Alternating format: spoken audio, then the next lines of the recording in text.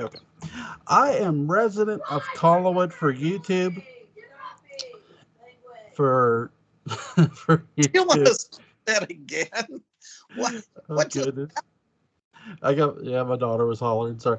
I'm resident of Collinwood for YouTube. And joining me tonight is Mark Gillman and Patrick McCray. We're here to talk Star Wars Rise of Skywalker. So I'll start with Mark first. When did you first see this? Well, Uh, I saw it opening night. okay. Uh, was I think it was December 19th, 2019. There you go. Patrick, when did you see it? I saw it opening night. It had been playing, I guess, since midnight the day before or something like that. But this was at the big 7:30 showing, and I got a popcorn container shaped like Billy D. Williams' head or something, and uh, I got like a lanyard and a special pin and memories that will last a lifetime. Mm-hmm. I think I'm the only person here who's officially did not see this in theaters. I saw this at my house. I didn't go to the theater. Mm-hmm. So That's allowed. Yeah. You can watch films in your home now. don't It's tell Star Wars fans that.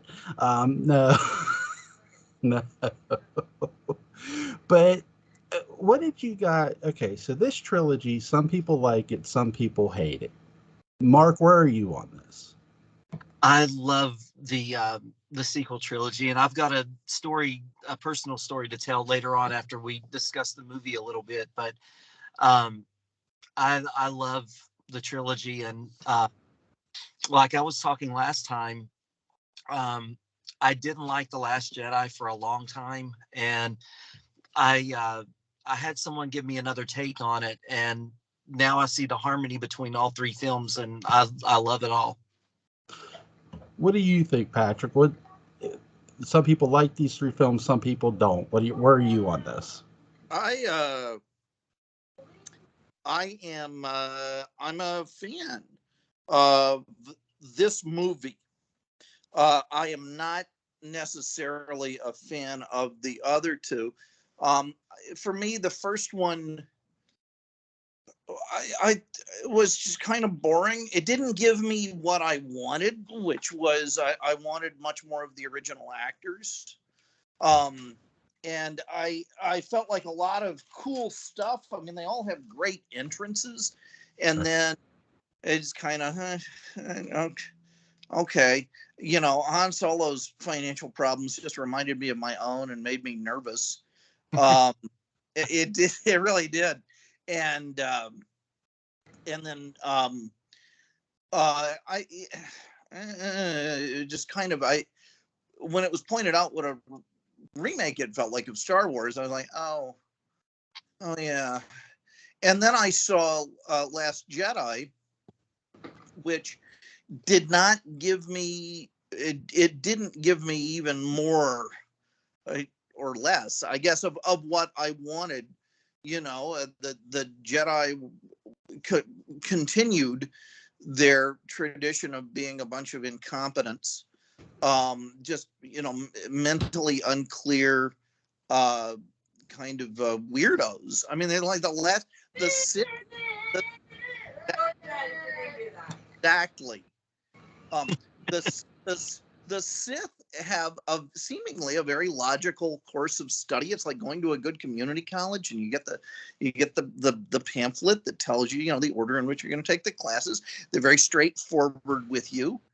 Um, I I think the Sith may have it going on, and but the Jedi just kind of loathe them and make terrible decisions based on their own self-loathing. And this is yet another one. Sure, Luke burned the books. Why not? Um, and yeah, I did read a lot of politics into it. It was politics I didn't really like. Um, and there's so many things I can say about Last Jedi. Rose is actually a big problem in that movie. She gets in the way of every character who actually wants to get something done. I think I'm probably missing some nuance of plot, but if the guy who's the only guy, by the way, who really knows how this imperial machinery works is the one who has no reason to sacrifice himself. If this guy says, I got to fly my spaceship down this gun, he has no reason to kill himself. He has nothing to atone for, Right. or at least it hasn't been made a point that he has something to. Oh, all the people I killed as a stormtrooper. There's nothing like that. If he says, "This is what I'm going to do. It's going to save everybody," I would get out of his way.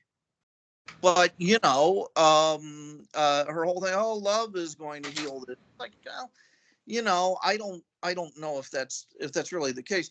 And so I saw the trailer, and my eyes rolled faster than Linda Blair's in The Exorcist. I mean, oh God, more of this. So now they're fighting, and it's I'm hysterical and I'm wet, And so then I sat down to watch the movie, and I loved it. And it I won't say it justified the other two movies. I mean, I don't hate the other two movies, but they're just kind of there. But this, I saw Star Wars opening day, matinee showing, 1977. Uh-huh. And, I was part of that group of people who got to go in from a world without Star Wars and enter a world that was forever changed because it had it.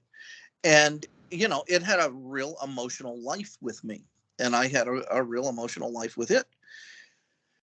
And then, Empire didn't give me that. And Return of the Jedi sort of did, yeah. This was the first thing Star Wars related that I saw since, I guess, 1983 that gave me the same emotional experience that I had when I saw A New Hope. And I loved that about it. I'm not going to sit here and talk about how much of it makes or doesn't, because I very much look at it through the eyes of a kid in 1977. And that kid in 1977 was very profoundly affected by Star Wars, and he had really not been as thoroughly spoken to as happened when I saw this movie. Here's what I'll say about this trilogy as a whole. All trilogies, they're either good or bad, right? To me, the prequels and the trilogy that was the original trilogy that became the sequel, the first set of sequels with Star Wars is complicated, people, but we know what you mean. The 1977 through right. 1980. Right. Those are they perfect? No, but they're great. They're really fun to watch. With this, my biggest, I think the one thing those set of trilogies got right that this sort of somewhat gets wrong. Yes, you're supposed to focus on your main characters, and I it's something Mark had brought up the last time we had discussed the first two films, and I agree with him. You should focus on your main set of characters, but the one thing that the original and the original did, it also touched upon your side characters briefly enough to get you interested in them, whether it was either showing them or just mentioning them by name and then showing them later. With this, it didn't feel that connected. And that's sort of my biggest issue with this trilogy. What didn't feel that connected? The side characters. It just felt like they're there, but they don't really matter. Well, here's the thing. I think if they have a challenge, it's that I don't know if any of the characters particularly really matter. Right. because it feels like, okay, well, this is sort of going to be Rey's story, Right. but keep cutting away to other characters. It's like, okay, well, we got to go to Finn because, there's a vast demographic that will claim that there is exclusion if we don't go to Finn. So it's like, all right, you have time to him. Oh, and then there are all the angry white men out there. All right, well, let's go to Oscar Isaac and see what he's doing. Oh, look, he's being oppressed by a woman with a long neck. Ha, ha, ha. Okay, well, take that, social justice warriors. And, and then, oh, God, we got to go back to Rey. And it's like, okay, here's some more Rey. Because as I recall, Oscar Isaac just kind of shows up at the beginning of the first movie and then towards the end. All right. I don't remember him really in the middle. And so, even though you've got, let's say, an Empire, you have an A story and a B story. Every character in Star Wars, the real Star Wars, 1977 Star Wars, A New Hope. I hate calling it A New Hope because that's not its freaking title. But, so when I say Star Wars, I mean 77. Right. Every character in 77 is united for all of the movie, or they come together through all the movie for one goal. We've got to get the plans to Princess Leia. Oops, she's captured. Now we've got to get the plans to Princess Leia and get her uncaptured, and then deal with the results of those plans. So then we go to Empire Strikes Back, and those characters now have A and B stories, but it's just two stories, and it's very well balanced. By the time you get to this, there really doesn't, I guess we're trying to get the plans to R2 or get a map to R2 or something like that. I don't know. And then in the middle movie, it's the training just sort of gone awry. And while that's interesting, not particularly interesting stuff is happening in the B story. Again, in the B story, they're running away, just like in Empire Strikes Back. They're running away while Rey is sort of anti-trained by someone who desperately doesn't want to be doing it. And then by the time you get to this, I feel like J.J. Abrams has such a mess on his hands to mop up that we're kind of, I'm just happy for anything. The thing that I don't like is that I used to say is, oh, isn't it nice to see the gang together again? Well, no, it's just sort of nice to see them together. Yeah. All of that stuff where they go to the Star Wars convention on the planet, for the 42nd anniversary of the release of Star Wars, and they get the powder all over them and stuff. That's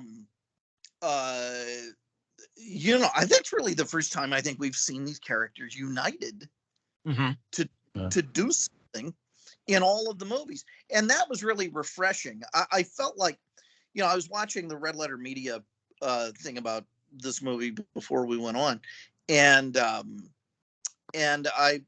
enjoyed, what they had to say, although I didn't agree with all of it. But I do feel like there was just such a mishigash of madness between, these different directors who kept saying, oh, let's ignore the prior film. We're going to ignore what happened in one movie, right? Rian Johnson's going to ignore everything. And then Abrams comes along and says, okay, we're going to ignore that movie and maybe go back to my movie at some point. But when you have that much of a kind of a weird jambalaya of plot elements, the fact that he hammered so much out of it and that he kept coming back to, and you can call it fan service, I don't care, what's going to be emotionally relevant for the audience is valuable. And he did it really well for me. There are several moments in this movie that are some of the most criticized moments that are my favorites. We'll get to those later. But, yeah. Go ahead, Mark. Oh, no, I'm good. I think you were saying something about the trilogy. Who knows? I don't know what I was saying. Well, here's my question for you guys. For this movie, do you think that, well, more so the trilogy too, was J.J. Abrams stepping away? Did it hurt the trilogy? Did Rian Johnson's direction of two? Is that what some people might say? Look at this trilogy and go, it's a mess. Some people might say it's a mess. And here's J.J. Abrams. He comes into the third movie and he goes, you know what? I'm going to right the ship, like Patrick was talking about a bit. But in many ways, he does. He brings back Palpatine, which is a hell of a move. And here's the thing, too. I mean, they killed off the villain in the second movie, so. Right. I think what really hurt this trilogy most, and it's something I've touched upon with Mark with Halloween, too many leaks and spoilers, people going what's going to happen and predicting it. And I think a lot of times these studios are second guessing themselves because they don't want the fans to be right. Because if the fans are right, if the fans guess their movie, then why should they go see it? Sure. I'm gonna tell a sort of similar story. And I've told this story before to Mark. When the Texas Chainsaw Massacre remake came out, and when I had done the Texas Chainsaw Massacre franchise with Butch, I told this story too. Me and my brother went to go see the remake, and I think it was, what's her name, Jennifer Beal or something's in the movie from Seventh Heaven. I forget her. I think that's her name. And I looked at the poster we were walking up to the theater, and I looked at the poster, and I seen her name on it. I shook my head. I looked at my brother. I pulled out a 50, and I said, I will bet you $50 she lives. Because here's the thing. Her name was the biggest name on it. Yeah. And I knew that. And he goes, I'll take that. Okay. We walk in, we watch the movie, and it happens. She lives. And I'm just like, I should not have predicted that. And it just... You made it happen. You brought him to be. And I'm just like, so I could sort of see where I think the studio really did not want to make a bunch of fans right, because there was a rumor going around, well, Rey is Obi-Wan's daughter or granddaughter or something like that. I remember that being said. Yeah. I'm just like, holy shit, people are like just throwing stuff out there and I think they were just doing it to throw it out there. I didn't care whose daughter she was. In fact, we never meet the character whose daughter we meet her grandfather. Right. But that's it. Yeah, that never really occurred to me. I think because she had been such a survivor, I didn't see her really victimized. If anything, I saw that it kind of toughened her up. Right. I think so here's the question for you guys. With this movie, what's your favorite scene? My favorite scene is when Rey crosses, when they're on the moon above Endor, and when she crosses the ocean and she goes into the Death Star. Oh, the whole point of and the way that the music plays, that was the same music when Darth Vader died in Return of the Jedi. Yeah. That hit all the feels for me. So that scene and the way they decorated the set, just everything in that is perfect to me. Hey, Mark, do you know that your camera is facing like part of the garage? Yeah. Sorry. Oh, it is? Oh. Yeah. Oh, okay. Hang on. There you go. Let me do something. I'm trying to figure out how to. Well, now we don't. Now we don't. Okay. Give me just a moment. Well, we sort of do, but it's not really you now. There you are. There you are. Oh, okay. Am I back now? Yeah. And I'm sorry. And better than ever. Okay, great. What was your favorite scene, Patrick? There were a lot of them. Some of them didn't have a payoff, like, evil 3PO. Man, I would have liked to have seen him continue as a character. My favorite moments involved Chewbacca. Honestly, when Chewbacca gets his medal, call it fan service, call it whatever, I don't care. That was a really nice moment. That was just, we got the last few minutes of the movie, guys. Try and make up for everything we possibly can. And then the other was when Chewbacca wasn't dead. A lot of people said, "Oh, well, I saw Chewbacca flying around with Orlando in the Falcon, so I knew he wasn't dead." I had forgotten about that. And I liked how it dealt with his death, because it was a death during wartime. It didn't have time to sort of, have a long kind of, thing. And, there's the time that Chewbacca said, and they get all tearful. They didn't have time for that. But, when he was alive, I am someone who has experienced a greater than average amount of bereavement in real life. I have been to more than 10 funerals in the past 15 years. And one of the things in Once Upon a Time in Hollywood that I really liked was that the ending, where the thing that happens. And one of the things that I said was, it does a movie's job, which is to pick up the slack where real life kind of just leaves us bereft. And too many Chewbaccas die in real life. Yeah. And sometimes Chewbacca doesn't have to die. And thank you for giving me that in a movie. It was just a gift. It wasn't unrealistic, sure. Did it remove some sort of big dramatic punch they could have put in later on? I guess. But let Chewbacca live. And that meant a lot to me. I have two favorite scenes in this movie. Number one, the fact that they actually do connect Rey and Palpatine in this movie. They don't, a sequel is supposed to do a certain job, and this sequel does that. I give them the credit, for all the mess that The Last Jedi was, and I touched upon this with Mark in our last video. But I love the fact that they take the time out of this big movie to tell that story.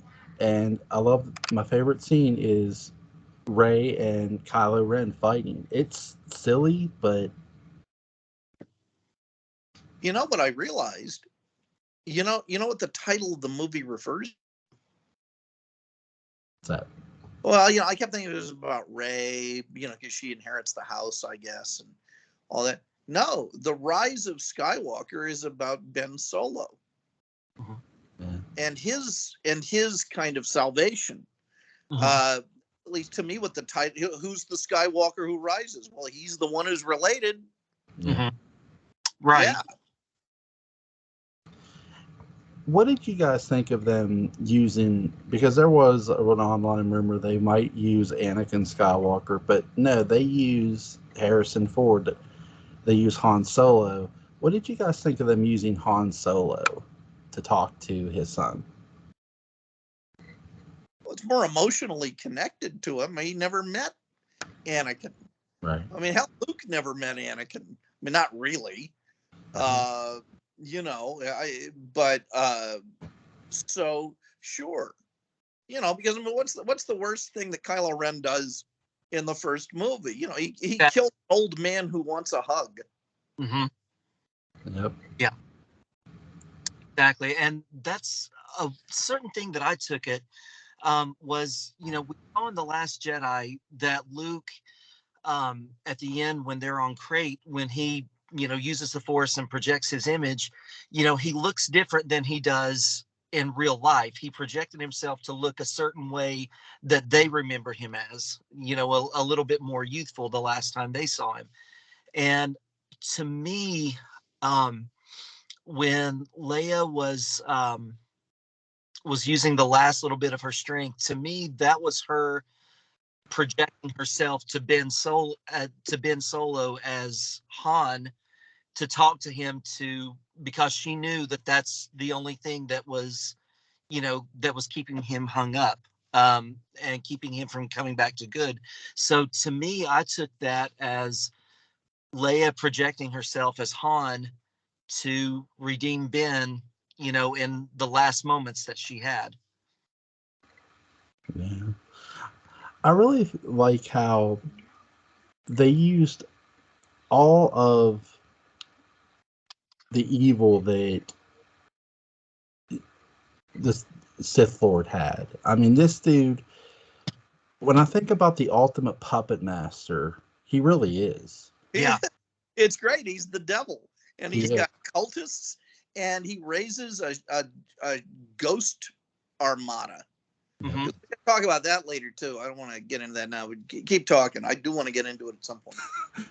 But he really, I don't want to sit here and say he's the best Star Wars villain ever, because I'm sure they'll create someone down the line and maybe that'll knock it out of the water too.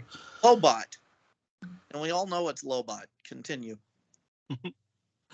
I think Mark would agree with me. I'm gonna go Darth Maul, Mhm. and I'll tell you what. Because Darth Maul, tell me about that. in every way he's this ninja, and he sneaks around. He's this stealth killer. He's Michael Myers with a lightsaber. I mean, he is a cold-blooded. We talked about this. I would have rather have had him, and no offense to, than God, the villain. Yeah. Count Dooku. Like, Count Dookie, continue. yeah, Dookie. I wish they would have had Darth Maul as the villain in that one instead of Count Dooku. No offense to that great actor who played him, but Christopher Lee. I love him to death, but I just feel they sort of. I think they could have had Christopher Lee do that role, but they could have still had Darth Maul as the overall heel. Yeah, but by that point, Darth Maul wasn't half the villain that Count Dooku was. Get it? True. Get it? Oh my god! Sure. There was Have all of Darth Maul that existed, which was just two legs sticking up in a chair beside Count Dooku. That's all they can say. But there's so much evil in those legs. He had as many body parts as RoboCop had left. My God, I'll tell you what I kept waiting for happen when I saw the Rise of Skywalker. I kept waiting for somebody to insert like a meme or a gift of Dr. Sam Loomis say, "I shot him 6 times." But no. For who? The Emperor? No, when Ben Solo's talking to his dad, I kept waiting for somebody to have this meme pulled up of Dr. Sam Loomis tell Ben Solo, "I shot him 6 times." Because I've seen weirder Halloween memes all over the place because I'm in like a bunch of Halloween groups, so there's like a bunch of. I always see Halloween memes in different franchises, so I keep waiting for that one to pop up, and if it does, I'm sharing it to you guys. I'm sure somebody will get the idea. But who was your favorite character in this trilogy, Mark? Definitely Rey. Who was your favorite character, Patrick? Wow, Hux. Yeah. Because he was the most dynamic. He had a very realistic goal. Mm-hmm. That he just wanted to see Kylo Ren fail, and it was, and I understood why he was doing what he did. He had a very nice twist in that. I really wish they hadn't killed him off when they did. I think that's a very interesting character to keep around and have to make big decisions. Big understandable decisions. I feel like all of the other characters, the big three or four, if you count Ben Solo, Right. they are the victims of there not being one guiding voice. Because I think just like sitting down and really saying, where does this character start and where does this character end, and how many twists and turns did they experience along the way?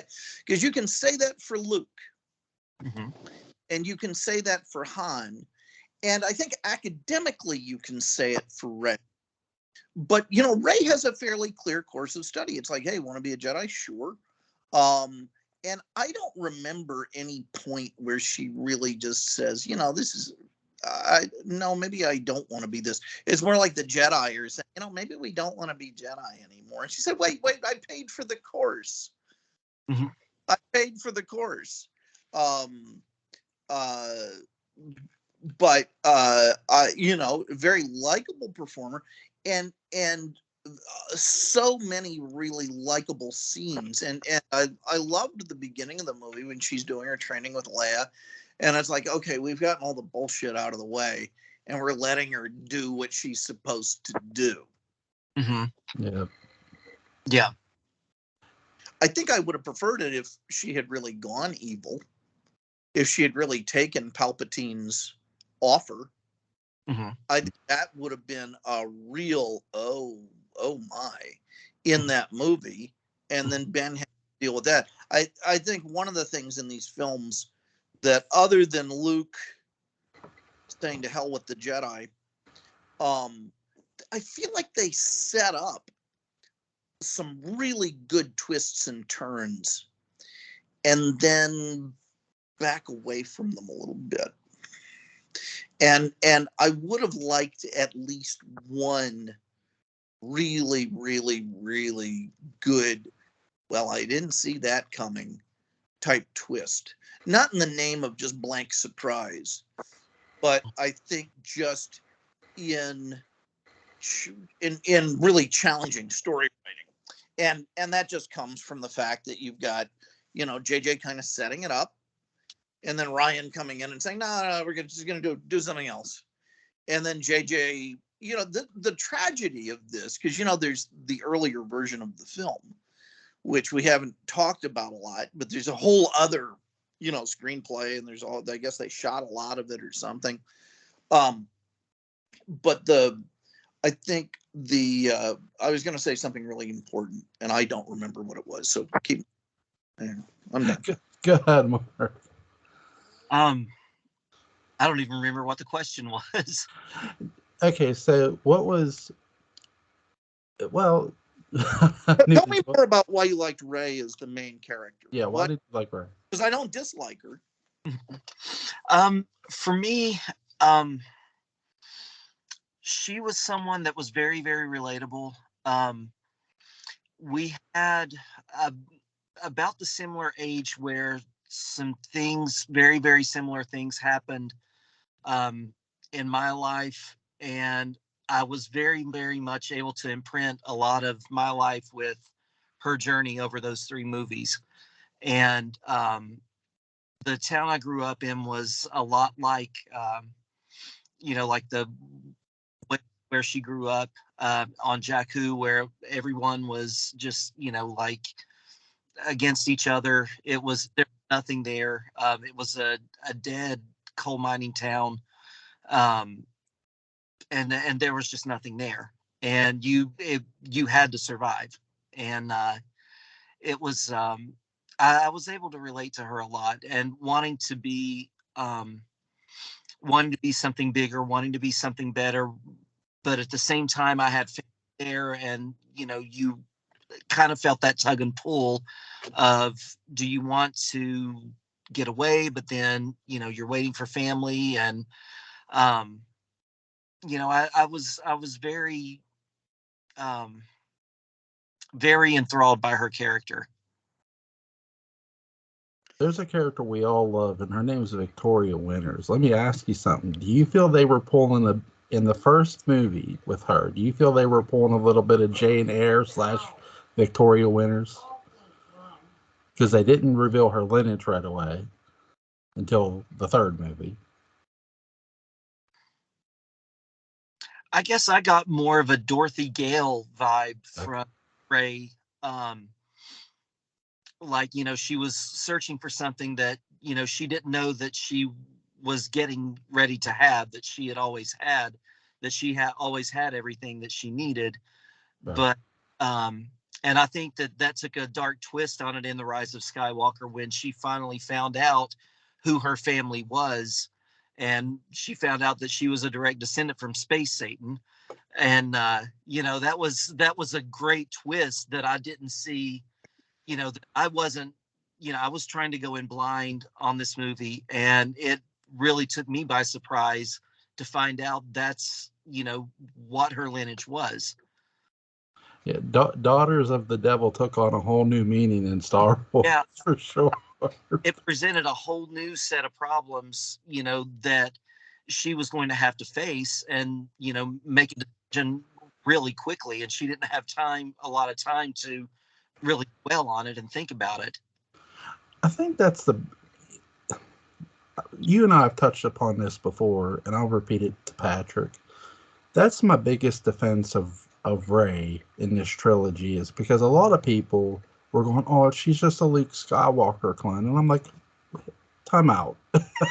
Like, no, she's really not. Because Luke Skywalker had his aunt, had his uncle, for guidance. Sure, he could feel alone at times, but he had a family living with him. He was living with them, helping them. Who did Rey have? Oh, wait, nobody, you say? That's sort of my thing. Here's this girl who, she wasn't taught right and wrong. She had to sort of teach herself right and wrong. And really her biggest strength is her moral decision making, where Palpatine's lack of morals, well, what morals? But that's the big difference. Rey's morals, she shows them right away. Here's a woman who gets offered money to hand over something. She's not sure what she has, and she could take that money, but she goes, nope. And it's a real big moment in the first movie, and really in the whole trilogy, of, hey, this character's has got grit and really a good moral compass. Mm-hmm. What did you guys think of Satan, Space Satan? I love that. Raising the fleet. What did you think, Patrick? I think it's one of the most magical moments in the movie. Mm-hmm. It's fantastic. Why not? I mean, at this point, why? Because, here's the thing. You have all of these fans of these movies that treat, space magic as if it's some kind of hardcore science. Mm-hmm. And it's not. It's space magic. And they can make space magic do whatever they want. Right. Guys go, but how is Yoda lifting the rocks? Because the kinetic, it's like, nobody said that. They said, well, it's space magic. So I figure, well, there's so much, raw material in an ocean. Mm-hmm. Through force of sheer, not evil, but evil, he's able to do this. And what I kept coming back to is what Star Wars is ripped off from anyway, which is The New Gods by Kirby, where you have, as a Dark Father, and you have the Source, and, this clearly Luke-like figure.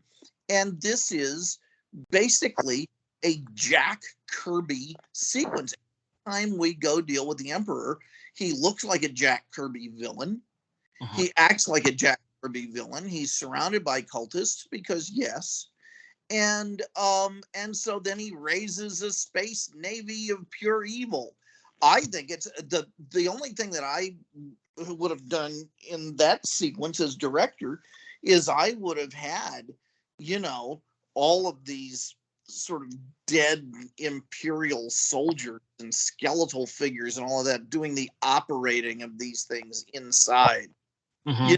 Because I remember when they used to talk about, and by they I mean just kind of the pre-internet fan zeitgeist, about the Imperial Guard, actually those robes being hollow, and they ever hear that rumor, and they were just pure projections of the Force.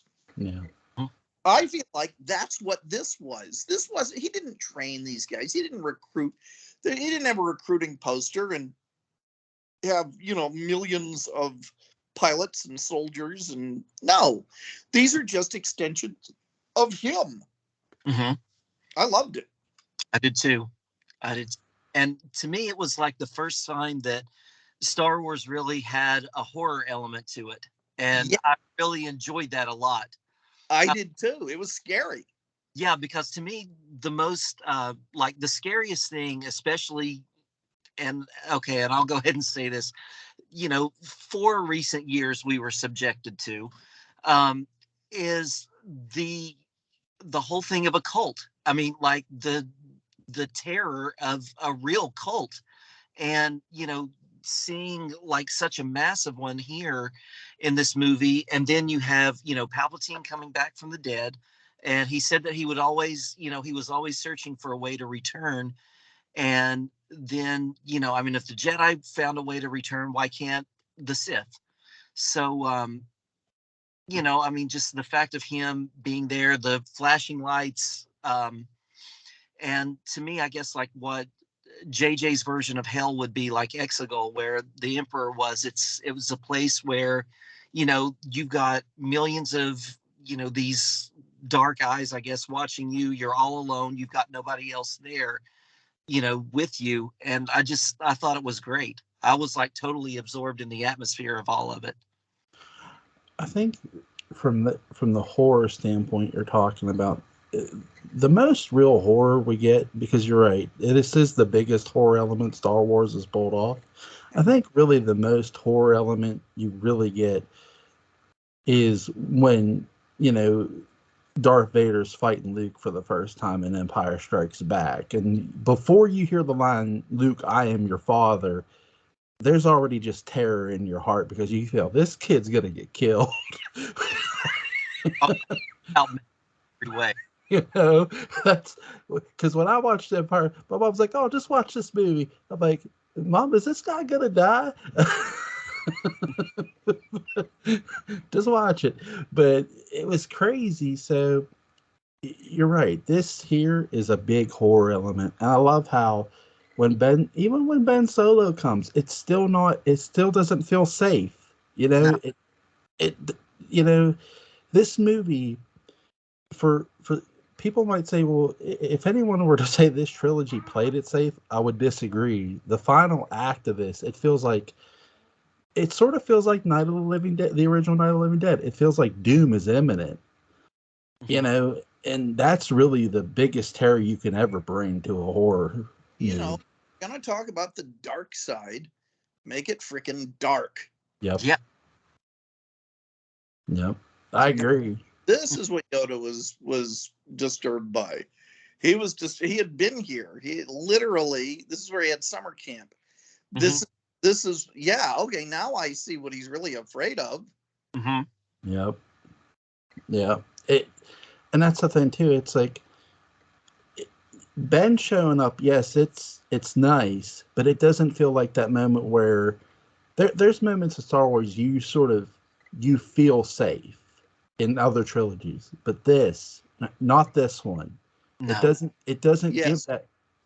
give that feeling until this movie's over with. Oh, and that opening scene, you know, where you see all of the sort of evil of Palpatine, and, you know, because they just come right out and show it to you. They don't waste time. That casts such a perfect pall over the rest of the film, because you know they're going to have to deal with this at some point. Yeah. Yeah. Yeah, agreed. What is there a scene that you feel maybe stole the movie for you guys that was like I was or wasn't a scene you weren't expecting that was in this movie? I think Lando, just the him showing up again and again. I guess I maybe read somewhere he was in the movie, but I had forgotten it by the time I watched it. And I kept thinking he might show up because, well, of course. And but then his presence in the film mixed with the fact that he seems a little mentally unhinged. Just the way he's kind of laughing hysterically, crazy old man on a bus. Once he's at the wheel of the Millennium Falcon, and just, I can just plow it into something. And I want to know I want to see the movie from his point of view, where he raises this arm and he says, "So if you got a ship, show up." It's like, I got a little runabout. It doesn't have any destructive power. It is destructive power. Just show up and plow into something. Okay, Lando, I will. And you do it. You show up in your Honda, just sort of floating in space, saying, I'm here. What now? Oh, don't worry. I got a tractor beam on you. Wait, tractor one where? Ah! Cisco would have been there with bells on. What are you laughing at? And yeah, I'm not a merry man, Captain. Yeah, that's it too. And here's the thing too that I love about this movie here: the fact that they literally. I always when I first watched this movie, I never got the sense that the heroes were gonna win. It wasn't predictable. You could say, well, sure, they're gonna win. We've sort of touched upon this about the horror. It didn't give you that feeling. And that's what I want. I don't want a movie where I can look at it and go, oh, that's going to happen for certain. No, give me that unpredictability. And that's something I'll appreciate about this trilogy throughout. That when it really wasn't something that was predicted. Well, it is something unpredictable, but in the end, it's right. And right. I hope you had that in life. Is there anything you guys want to add? Go ahead. You guys can have the floor. I was just going to say, a scene that kind of stole the movie for me was, I think, when after Rey defeats the Emperor, the fact that she actually died. I didn't think that was going to happen. Yeah. And you didn't have an emotional problem with sort of taking life out of one and putting in, that whole life transference thing? I didn't, because there was always like a theory that had been floating around for years that that's how Anakin's wife died, was that the Emperor pulled life from her and gave it to Anakin, and that's how he was able to, come back as Vader. All right. Yeah, and because they said that, I think those medical droids or something said, for reasons we can't explain, we're losing her fast, and that was something that I always, took from it. So, and really, there was nothing that Ben could have done. Like, even though he had changed and he was redeemed, I don't think he could have gone back and faced everybody, and anybody would have cared. Sorry. Sorry, gang. Yeah, exactly. Sorry, I can't lead you anymore. Herb, I think you'd be good in charge. Oh, yeah. Gosh, now I got to go talk to Mom. She's going to be, she's dead? Oh, that's sad, but she'll be mad. But sad. I guess I don't worry about that. Oh, God, Chewbacca's going to be, I can't go back and face Chewbacca. Right. Okay. Hey, First Order, just kidding, JK. Come back. Listen, if I was part of the Resistance, or on that good side, I would have just if Ben Solo would have came up to me and just told me the truth, I did it so I could get laid, I would have been okay with him.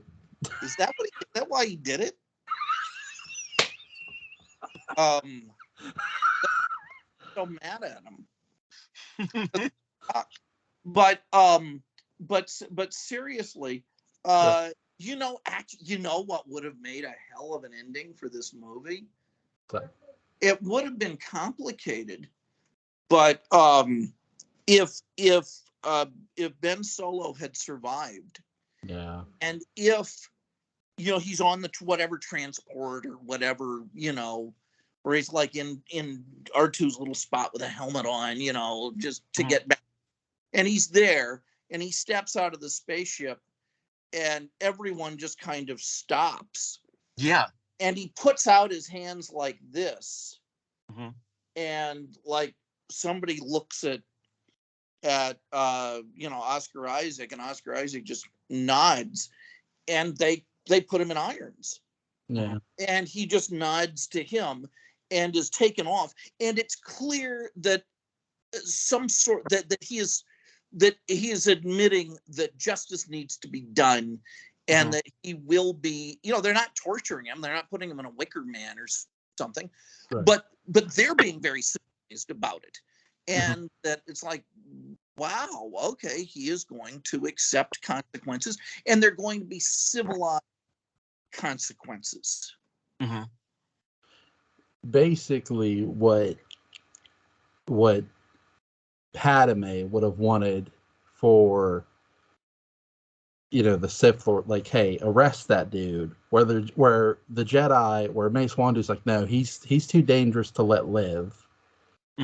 But Padme would have probably like, no, he needs to be put on trial. And I think the sign of someone willingly going along with justice, right?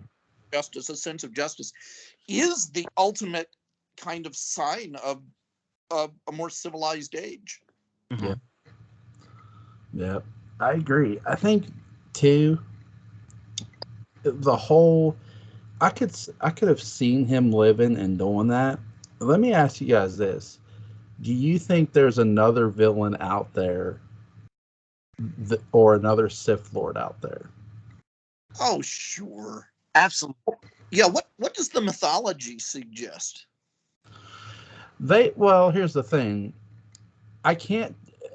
As much as I love the Jedi, I can't take them at face value when it comes to the Sith, because they thought the Sith was extinct, that they were done for. Then we know that ain't the case. So, and keep in mind, what a lot of people might forget is, in the prequel, there wasn't one Sith Lord. There was a Sith Lord and his apprentice. I'm not talking about Darth Maul. Palpatine was an apprentice during that trilogy until he killed his master. There's a guy who, I forget his name, he has sort of a breathing issue, but Palpatine kills him in his sleep. And now this isn't done on screen, but it's done, I think by the end of the second one, Palpatine has gotten rid of him. But Darth Plagueis? Yes. Yeah. Yes. I thought Darth Plagueis did a long time before, and was the one who predicted that he could create life from lifelessness, or yeah. So that Darth Sidious talks about Darth Plagueis, and he says his apprentice killed him. He's his apprentice. He's the one who killed him. Wait, which one's Darth Sidious? Is that the Emperor? Yeah. Right. Okay. Yeah. So he's admitting he killed his master. I gotta believe there's other Sith Lords in that same predicament where maybe they're killing their masters. I think so. I mean, I to have it just come down to one with sidekick, I mean, that's no way to run things. The Pope has a whole bunch of cardinals, and then there are priests, and it just goes on and on. None. Ooh, a Sith nun. In other words, a nun. What I figured, and I would like to see them explore this, like if they make like a future miniseries or whatever. They were talking about, Ken and the other girl, Jaina, that went with Lando. They were talking about how there were other First Order troopers that felt the feeling of the Force. And what I was thinking was that, they had been conditioned since they had been born. They were taken and conditioned to be killing machines. And Yeah. I think that, the Force was something that kind of broke it a little bit, but at the same time, I think all of them are going to break away from that conditioning all at the same level. And I think that there's going to be like an internal struggle with some of them to fight that nature that they were brought up with versus, the turn to do something better. And I think that's how we could get a new, I guess, new Sith Order. I tell you what I'd like to see. They keep talking about this tree, the Jedi tree. How they lightning hit the tree. I'd like them to show a tree on a planet somewhere, and you see a person come out of the tree, made of wood, and they form, and this person is your Jedi sort of chosen one, but it's a Sith. Here's this new Sith Lord who was literally just woke up. They've been asleep this whole time. No one knew about it. Interesting. You know? So, is there anything you guys want to add? It was nice to see Wedge. Is Yes. it Wedge Biggs? That was a cheering moment for me. I think it's come on, let's go, Lando. Let's get him, Lando. Is that what he says? Yeah. Yeah. Yeah. You scratch and I'll sniff, Lando. Whatever it is that he says. But it cuts to him. And that was really satisfying. I knew immediately, oh, it's the guy that he sees that used to shoot the things when they go to Yavin. Mm-hmm. Yeah, it was great. That was great. Oh my gosh. I think I love the fact that they did get everybody to they got everybody to come back. The original characters did come back. But to me, they could have played it safe and kept those characters around, but they didn't. I think that when you look at Luke, Han, Leia, I do think that I will say this, and I touched upon this with Mark when we did our first two. I do think if hindsight being 2020, if they had known that Carrie Fisher was going to pass away, they probably would have made a different decision, but I can't blame them for the decision they did make. It didn't feel wrong. It felt very nostalgic and good, I will add to that. I think they built around the footage that they had and then whatever CGI black magic they were able to do and so on and so forth. I think with more seamless finesse than I have ever seen a movie deal with a situation like that. Yeah, I agree. And what a way to send her off. I mean, yeah, be the last film that she was in. I mean, they made great use of the character, in my opinion. I am happy.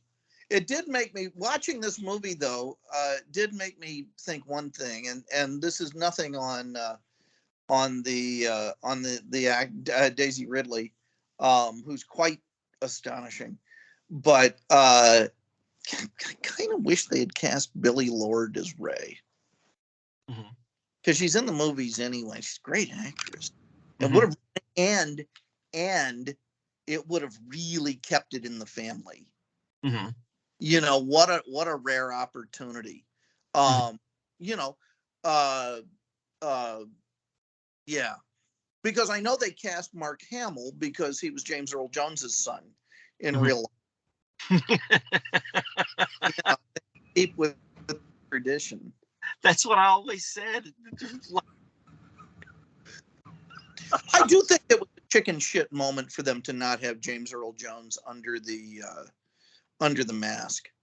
Because there are tons of biracial people who favor, either the mother or the father. And with I wouldn't have batted an eye. I would have been really happy with that. Mm-hmm. That would have been super consistent. Mm-hmm. But okay, whatever. So yeah, that's my thought on it. Speaking of James Earl Jones, is there a character you'd like to see him voice? Well, he voiced Babu Frick in this also, of course. And no, that's the. Is that what Babu Frick? Is that what he's called? Yeah, Babu Frick. Yeah. Yeah, kind of. Who talks like Babu Frick talks like the son of Basil Rathbone and Son of Frankenstein. Oh, we gotta go Lions, Daddy? Is that gotta go out there? Yeah. Babu Frick is maybe my favorite character in the movie. And he's just, I think they got somebody really hammered and just put the script in front of them and put half of a Cadbury cream egg on their tongue and had them take a bunch of helium and say, okay, now act. Yeah. Which is, do to actors, but I do it because I think it's funny. But I love that weird little freak. He's great.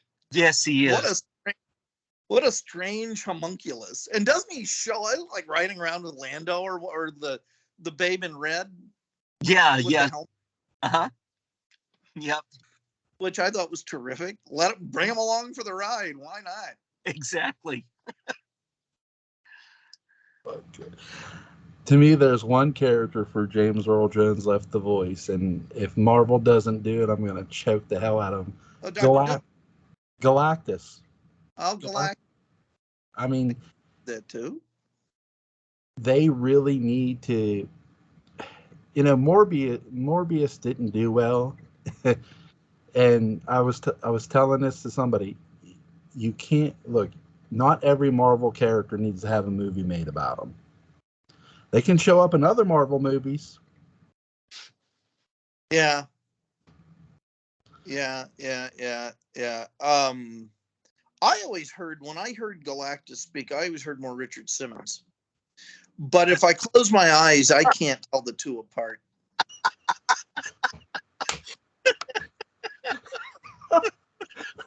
Oh, Jesus. I always tell you, Richard Simmons reading the complete audiobook of The Exorcist is something you'll never see. But it'd be great if you did. And of course, you don't see an audiobook. I might record a video doing an impression of Vince McMahon doing Tears in Rain from Blade Runner. I think you have to. I think I will. So now here's the question. Who would win in a fight? Palpatine or Q? Oh, Jesus.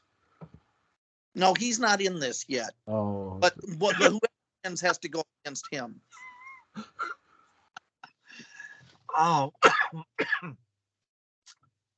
Ooh. You know the answer. You just don't say it. Yeah, I would have to say Q would win. Q would win. Yeah. Although, if you've been watching Picard, he tried the snap and it didn't work. Here's the thing of that, though. I'm going to play devil's advocate. Q plays around a lot. You know this. Yeah. Palpatine doesn't. Other than in the first three the prequels, because he's trying to take over. He was taken over. But once Palpatine, I'm going to go the other way with that one. I'm going to say Palpatine. I'm going to go with Space Satan, as Mark said. Okay. Well, then who would win? Palpatine or Count Patofi? Oh God. Well, let me ask you this. Okay, does Count Patofi honestly have control of his own hand? I think it's on a rent to own basis. So I'm gonna go Palpatine. It's on a rent to own basis. I suspect there were moments with young Patofi where he claimed not to have control over his own. But where? It was enchanted. It wasn't me. It was the ring. I didn't kill half your gypsy tribe. It was the head. I swear. God. Oh Lord. You know, Orions amputated hands over that occasionally. No, Sorry. not, that's Really? true. Oh, the history of medicine. Mark, pay attention. Oh yeah. The history of medicine is really creepy in a lot of ways. And the oh, they amputated hands, they did all kinds of stuff. And some of this stuff was like not in the too distant past, like the Tuskegee study. That That was horrific. Yeah, just a lot of human experiments, not even 100 years ago. Yeah. Yeah, and then what they did to that, who was that guy from NASA that they cut up and they put all the machine parts into? Mm-hmm. That was horrible. It was Colonel Austin. Mm-hmm. I mean, that was Steve Austin, and the horrible things I don't care if it cost $6 million. Right. He's no longer really a man. And then they did it to some school teacher just because they thought it'd be funny.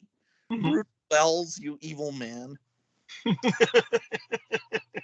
Well, Steve Austin really was the victim of bizarre medical experiments.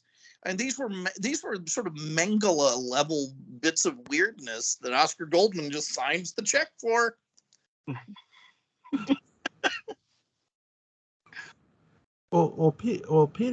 Peter Weller, he had his arms, his legs blowed off, and then they put him in this big metal suit, give him this gun, call him RoboCop, They just on a rudimentary paste.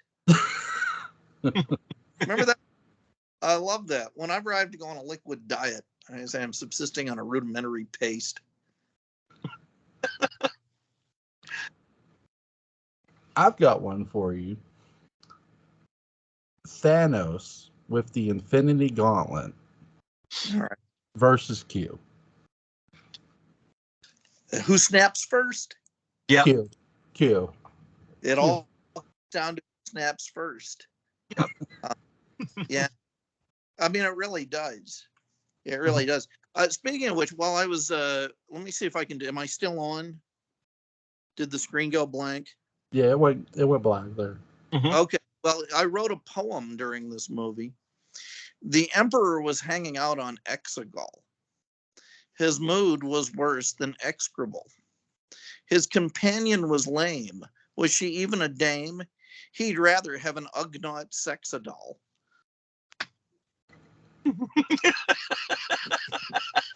Very good. Yeah. It was Very good. back. Am I on camera at all? Yeah, you're Yeah. on camera. Is it me? Okay. Very, very good. Oh, That my was a poem for this one. God. Very Thank you. Thank you. When we go off, I've got a really good one about who I like, but this will make you laugh. Before I stop recording, Mark Gillman, he's the man at @I_Barnabas. Patrick McCray at Real McCray. Go follow those gentlemen on Twitter. And You vote guys, for no. and go vote for the Dark Shadows Daybook, because if you don't, we're coming for your soul. God damn it! But so, Boy, that's dark, but let's do it. all right, guys, I'm gonna stop recording. Thank you both. Excellent. So my